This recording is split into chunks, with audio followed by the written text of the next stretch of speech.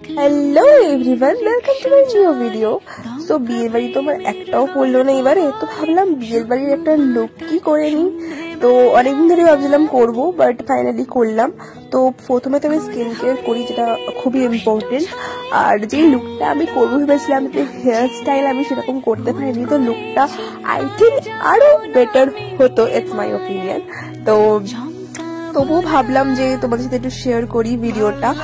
আর কি বলবো, যে মেকআপ তো আমি সেরকম ভাবে এখনো অব্দি শিখে উঠতে পারিনি, বাট যেটুকুনি পেরেছি তো সেরকম ভাবে আমি করার চেষ্টা করি। আর আই মেকআপটা না আমার হয় না, মানে আই মেকআপটা আমি একটু ডিফারেন্ট করতে চাই, বাট হয়ে ওঠে না। বাট আমি আই মেকআপটা ট্রাই করছি, শিখছি। আই থিঙ্ক একদিন না একদিন ভালো একটা আই মেকআপ তোমাদের সাথে শেয়ার করবো।